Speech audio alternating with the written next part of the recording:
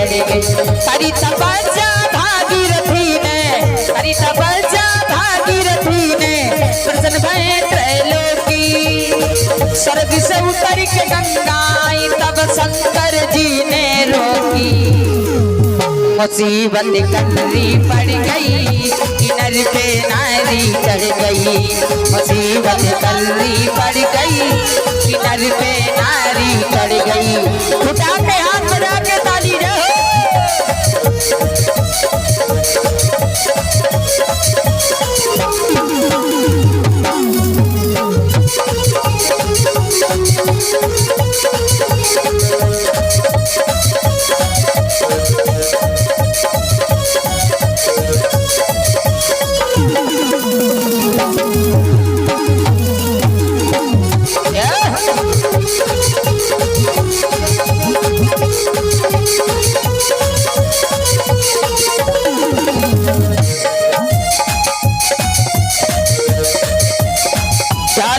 विष्णु ने मांगो।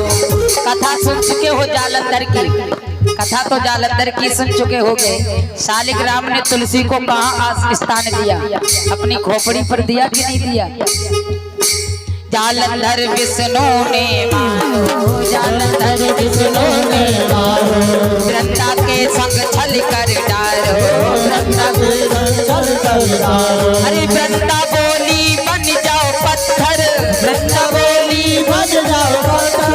तू भी होगी बन के अंदर, तू भी होगी बन के अंदर। वृंदा देखो तुलसी बन हो, वृंदा देखो तुलसी बन हो। विष्णु के ऊपर चढ़ गई।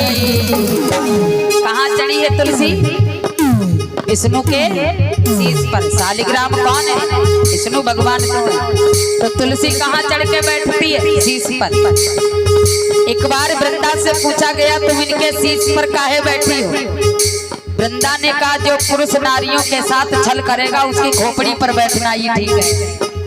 वृंदा देखो तुलसी बन हो, वृंदा देखो तुलसी बन हो। विष्णु के ऊपर चढ़ गई।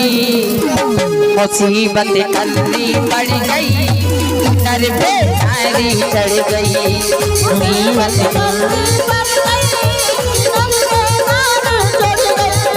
मुसीबत कलरी पड़ गई, किनर पे नारी चढ़ गई। मुसीबत कलरी पड़ गई, किनर पे नारी चढ़ गई। अब बात समझ में आई? बात समझ में आई तो ताली क्यों नहीं बजाई? जोरदार ताली बजाओ। बोलिए दुर्गा भगवती की, बोलिए शनिदेव महाराज की। भगवान का जब विवाह होकर के अवध में आए तो सभी ने भगवान को खूब बधाइयां लुटाई, खूब दान दिया। एक दिन महाराज दशरथ ने क्या देखा कि जो दशरथ के ऊपर राज मुकुट लगा था वो टेढ़ा हो गया। क्योंकि बुढ़ापे में सर हिलने लगता है ना, बुढ़ापे में खोपड़ी हिलेगी और जब खोपड़ी हिलेगी तो शीश पर कोई चीज बंधी होगी वो टेढ़ी तो हो ही जाएगी। दशरथ ने देखा मेरा मुकुट टेढ़ा हो गया और जब मुकुट सीधा किया तो क्या देखा? कान का बाल सफेद हो गया। राय सुभाए मुकुर कर लीना, बदन बिलोक मुकुट समकीना।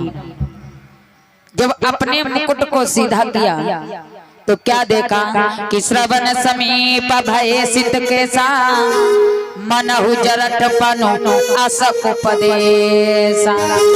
जरठपन का उपदेश है बुढ़ापा। जब कान का बाल सफेद हो गया तो मानो बुढ़ापा संकेत करता है राजन अब तो तुम्हारे पुत्र बड़े हो गए, चार चार घर में बहुएं आ गई, अब काहे को खोपड़ी पर ताज सजाए बैठे हो? काहे नहीं ताज उतार करके भगवान का भजन करते हो? बुढ़ापे ने संकेत दिया है। सारे जीवन में राज्य भोगा है, अब परमात्मा का भजन करो, ये राजपाट सौंप दो। हमारे घर में जब पुत्र हो जाए बड़ा और बहुएं घर आ जाए तो हर किसी माता पिता का कर्तव्य बनता है घर की जिम्मेदारियों को त्याग देना। तुलसीदास जी ये नहीं कहते कि तुम बाबा बन जाओ सीधे सीधे घर से निकलो तो जंगल ही में सांस लो जाकर के, ऐसा नहीं है। आजकल जंगल पहुंच गए तो मच्छर मक्खी सब खा जाएंगे। तुलसीदास कहते जब पुत्र बड़े हो जाएं और भौमुई घर आ जाए तो घर को त्याग देना चाहिए। घर माने आवश्यकताओं को त्याग देना चाहिए। तुलसीदास जी कहते हैं चौथे पन में भगवान का भजन करना चाहिए। हमने बताया भी था जीवन खत्म हुआ तो जीने का ढंग आया, कि जीवन खत्म हुआ तो ध्यान देना, हमारा आपका जीवन जब खत्म हो जाता है, जैसे जो बुजुर्ग लोग होते हैं ना अपने बच्चों से कहते हैं अरे तुमसे ऐसा काम नहीं हुआ, हम होते तो 2 मिनट में कर देते, लेकिन क्या करें बुढ़ापा है शरीर काम नहीं करता है। तुलसीदास जी कहते लगता है तुम इनकी उम्र के थे तो तुम वैसे ही थे, लेकिन जब बुजुर्ग होते हैं तो कहते हैं अरे अब तो ताकत ही नहीं रही, नहीं तो 10 किलो का बोरा उठा करके भाग जाता था, अब क्या करें ताकत ही चली गई।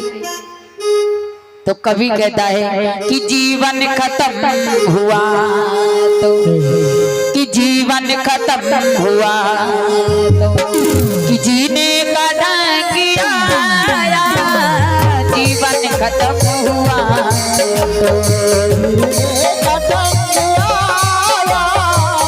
जीवन खत्म हुआ तो, जीवन खत्म हुआ तो, जीने का ढंग आया रे आया, जीवन खत्म हुआ तो, जीने का ढंग आया, जीने का ढंग आया। जब समा बुझ गई तो, जब समा बुझ गई तो, महफिल में रंग आया, जब समा बुझ गई तो, महफिल में रंग आया,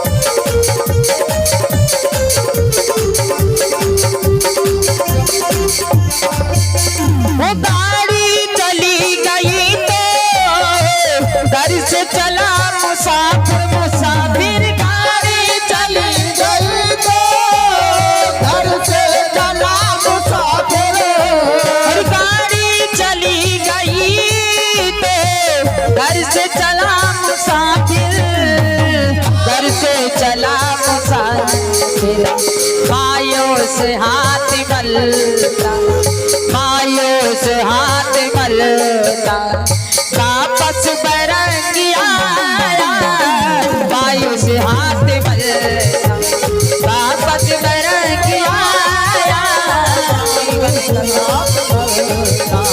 वापस बरंग आया।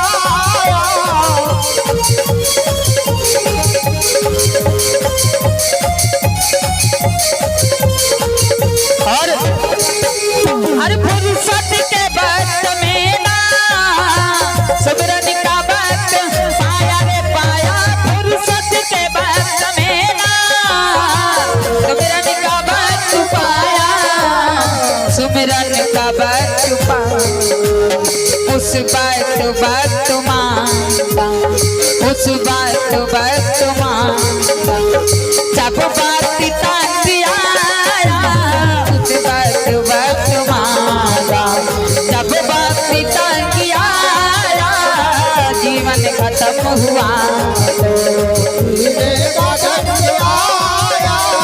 जीवन खत्म हुआ तो, जीने का ढंग आया रे आया, जीवन खत्म हुआ तो, जीने का ढंग आया, जीने का ढंग आया। जब समा बुझ गई तो, जब समा बुझ गई तो, महफिल में रंग आया, जब समा बुझ गई तो, महफिल में रंग आया, जब समा बुझ गई तो, जब समा बुझ गई तो, जब समा बुझ गई तो जीवन खत्म हुआ तो जीने का ढंग आया, और जब सम्मा बुझ गई तो महफिल में रंग आया। गाड़ी निकल गई तो घर से चला मुसाफिर। 9 बजे की गाड़ी 9:30 बजे पहुंचोगे, फिर कहोगे हाय दैया गाड़ी काहे को छूट गई। गाड़ी निकल गई तो घर से चला मुसाफिर, मायूस हाथ मलता वापस बैरंग आया। मन की मशीनरी ने जब ठीक चलना सीखा, ये मन की जो मशीनरी है ना, ये कब बढ़िया चलती है, जब बुढ़ापा आ जाता है। बुढ़ापे में बुद्धि चौगुनी हो जाती है, बुढ़ापे में बुद्धि चौगुनी हो जाती है। इसलिए लोग कहते हैं घर में एक बूढ़ा जरूर होना चाहिए। 2 कदम आगे सोचता है और 2 कदम आगे की बता देता। क्यों? जिंदगी बीत गई है, बुढ़ापा आया है तो मशीनरी काम कर रही है। लेकिन बुढ़ापे में मशीनरी काम करी तो क्या करी? बोले मन की मशीनरी ने जब ठीक चलना सीखा, जब बूढ़े तन के हर एक पुर्जे में जंग आया। जैसे शरीर में जितने अंग हैं इनमें जंग आ जाती है, आती है कि नहीं? बैठने में दिक्कत, बोलने में दिक्कत, खाने में दिक्कत। लेकिन दशरथ का बुढ़ापा कह रहा है मनहु जरठपन अस उपदेश। बुढ़ापे में घर की जिम्मेदारियों को त्याग करके परमात्मा का भजन करना चाहिए। अच्छा, कई लोग हमसे पूछते हैं कि लोग कहते हैं भजन करो भजन करो, ये भजन क्या है? भजन गाना भजन है कि आरती करना भजन है कि तीर्थ करना भजन है कि आरती करना भजन है? ये भजन क्या है? एक कवि कहता है कि सबसे बढ़िया परमात्मा का भजन एक ही है कि आदत बुरी सुधार लो बस हो गया भजन, मन की तरंग मार लो बस हो गया भजन। हमारे अंदर जितनी बुरी आदतें हैं इसको सुधार लो, समझो भगवान का भजन हो गया। क्योंकि बुरी आदतों को सुधारना ये भगवान का भजन है। प्रमाण रामायण में भगवान राम ने सबरी को दिया है, छठ दमशील व्रत बहुकर्मा निरत निरंतर सज्जन धर्म। जो अपनी इंद्रियों को निग्रह करके अच्छी संगति का साथ करते हैं, अच्छा बोलते हैं, अच्छा सोचते हैं, उनके अंदर मेरे राम की छठी भक्ति होती है। भगवान कहता है ज्यादा माला जपने की जरूरत नहीं है, ज्यादा त्याग करने की जरूरत नहीं है। हमारे अंदर बुरे विचार हो, बुरा भाव है, उसको त्यागो, समझो भगवान का भजन हो गया। पहले के साधु लोग परिवार में 3 बार परमात्मा का भजन होता है। हमारे मुस्लिम धर्म में आज भी 5 बार नमाज पढ़ी जाती है। कितनी बार? 5 बार मुस्लिम भाइयों में नमाज पढ़ी जाती है।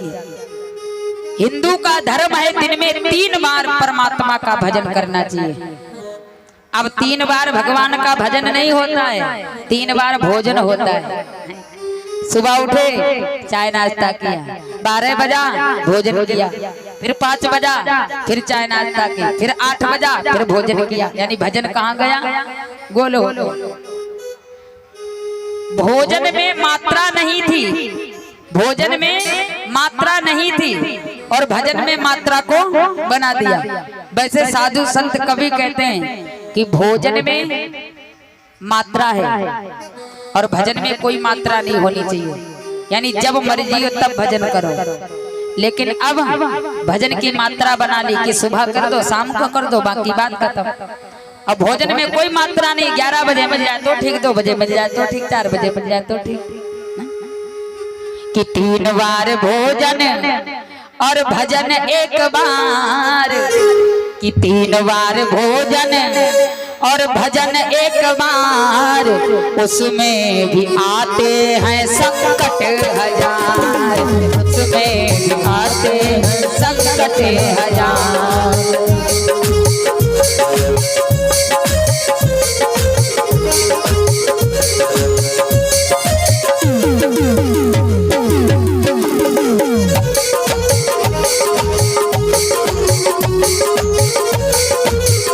और ध्यान देना कि मन में मेरा कहता, मन में विचार करेंगे क्यों ना माह के महीने में गंगा नहा ले। और ज्यादा ठंड देखी तो गंगा तक नहीं पहुंचे, रास्ते में बुखार आ गया। मन मेरा कहता कि गंगा नहाऊं, मन मेरा कहता है गंगा नहाऊं, गंगा नहाऊं थोड़ा तीर्थ करे आऊं, गंगा नहाऊं थोड़ा तीर्थ करे आऊं। अरे जाते जाते, अरे जाते जाते रास्ते में आ गया बुखार, जाते जाते रास्ते में आ गया बुखार। उसमें भी आते हैं संकट हजार, उसमें भी आते हैं संकट हजार।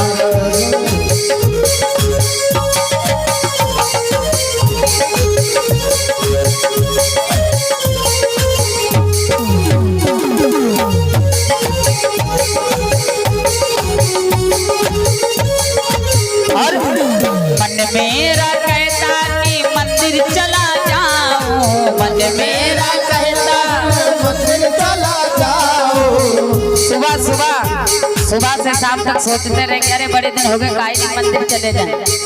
और जब तक सोचते रहते हैं तब तक पुजारी किवाड़ी बंद कर देता है। मन मेरा कहता कि मंदिर हो आओ, मन मेरा कहता है मंदिर हो आओ, मंदिर हो आओ थोड़ा दर्शन करे आऊं, मंदिर हो आओ थोड़ा दर्शन करे आऊं। अरे जाते जाते मंदिर के लग गए किवाड़, जाते जाते मंदिर के लग गए किवाड़। उसमें भी आते हैं संकट हजार, उसमें भी आते हैं संकट हजार।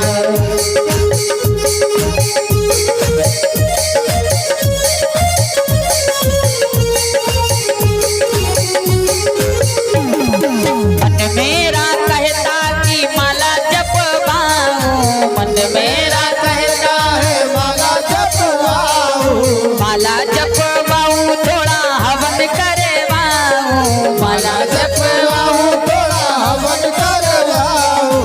तब तक के आ गए रिश्तेदार, तब तक के आ गए रिश्तेदार।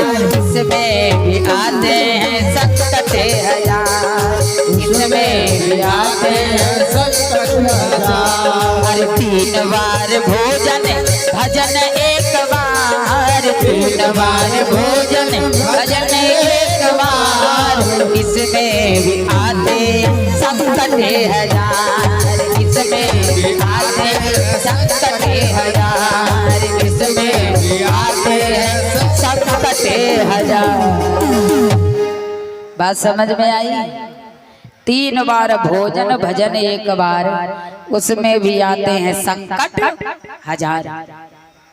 तो परमात्मा का थोड़ा समय निकाल करके भजन करना चाहिए। दशरथ ने देखा मेरी सारी उम्र चली गई, अब भजन करूंगा, क्योंकि कान का बाल सफेद हो जाए। परमात्मा के यहाँ जब जाते हैं ना तो कितने घंटे लगते हैं बताओ? जैसे स्कूल में पढ़ाई होती है तो 8 घंटे लगते हैं, और भगवान को जब प्यारे होने वाले हैं तो कितने घंटे भगवान लगाता है? 5। पहला घंटा खोपड़ी पर लगता है तो बाल सफेद हो जाते हैं, दूसरा घंटा आंखों पे लगता है तो कम दिखाई देने लगता है, तीसरा घंटा कानों में लगता है तो कम सुनाई देता है, चौथा घंटा जब पीठ पर पड़ता है तो बुढ़ापा आ जाता है, और 5वां जब घंटा पड़ा तो श्री सीताराम। लेकिन भैया कलयुग में न समझना कि बाल सफेद हो गए तो हम तैयारी करे जाए वाली।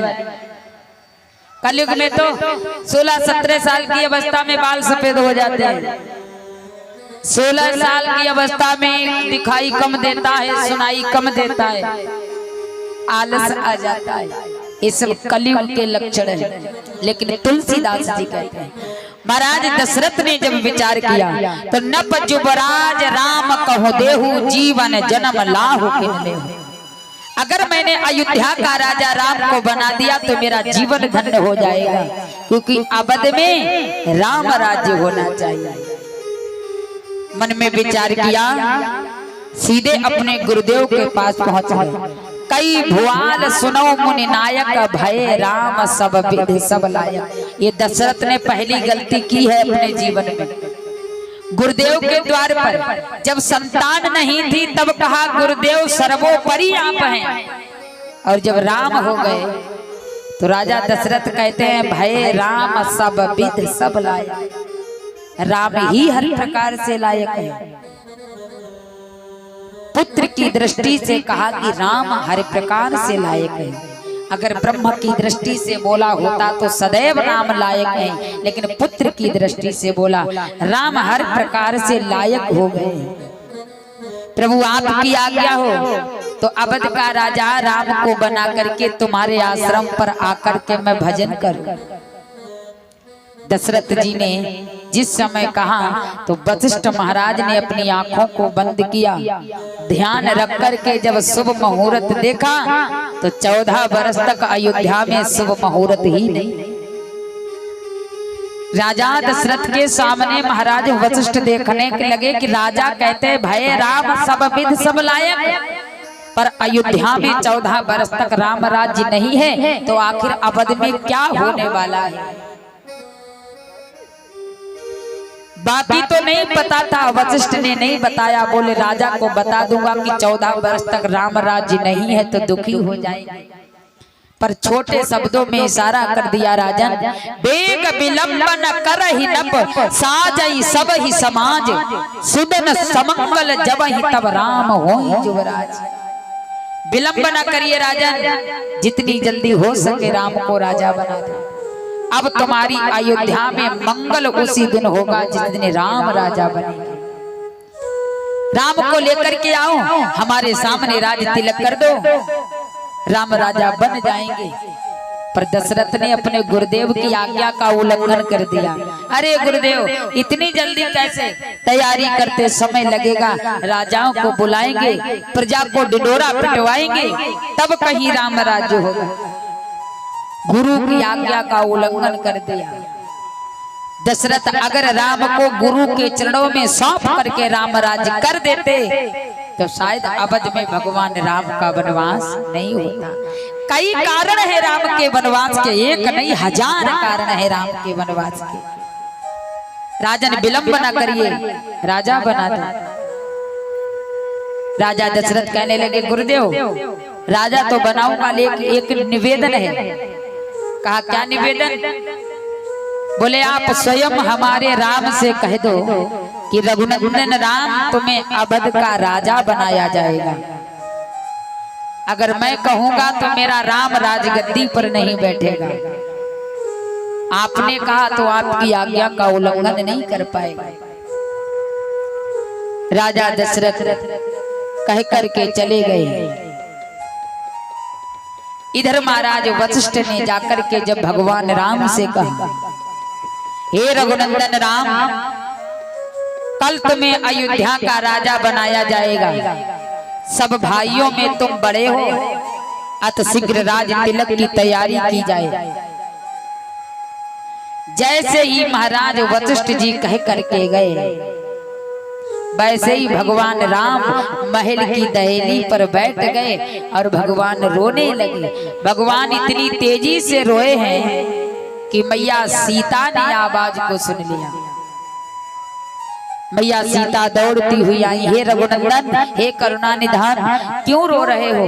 क्योंकि सीता ने कभी राम को रोते हुए नहीं देखा, पर आज सीता ने जीवन में पहली बार अपने राम को रोते हुए देखा। काहे को रो रहे हो प्रभु?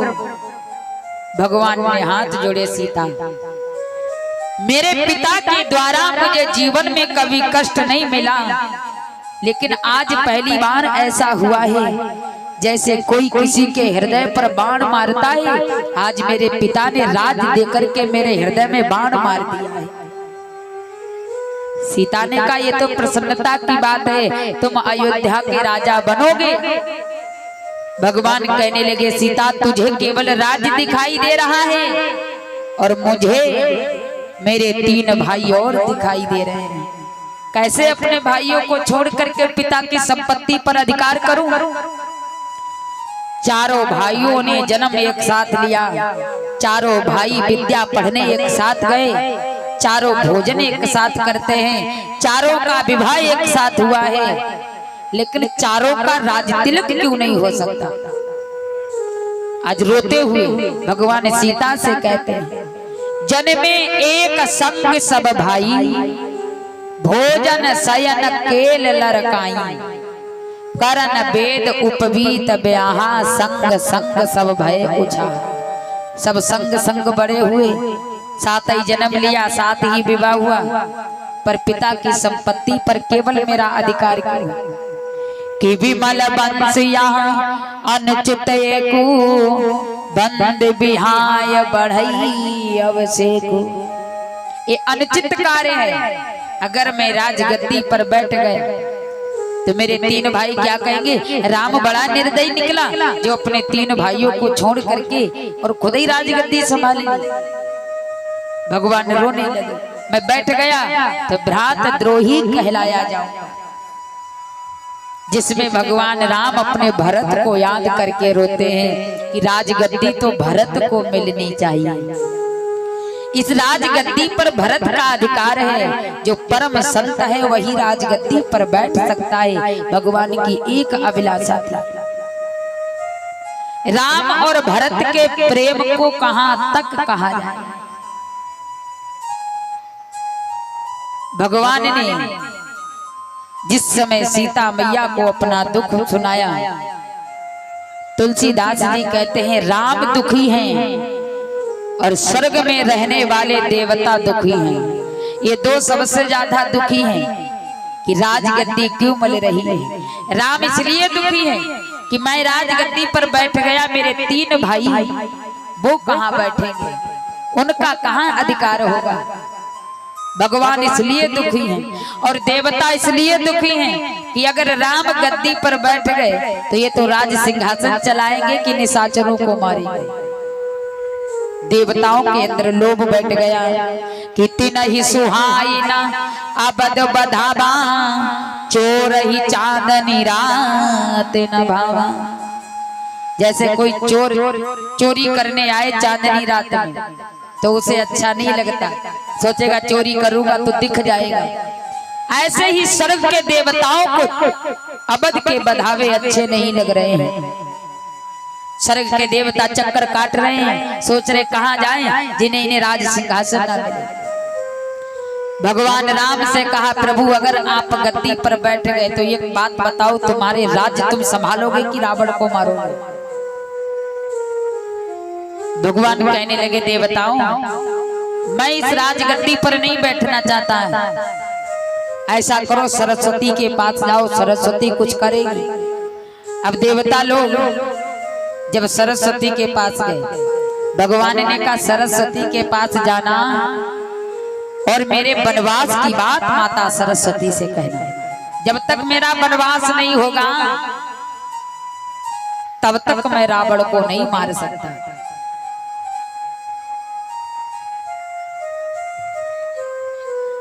ये सबसे घटना विचित्र है।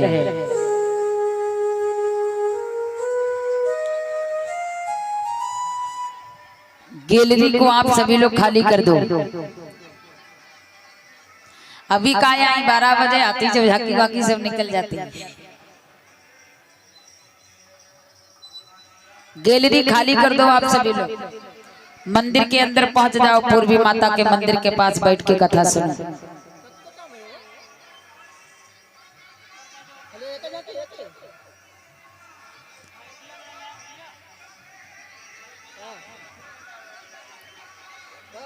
बोलिए राजा रामचंद्र भगवान की।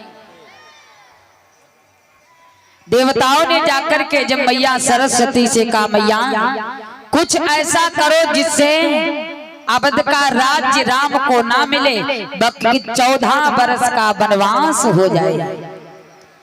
माता सरस्वती जी ने जिस समय ललकार लगाई कि तो ऊंच निवास नीच कर तूती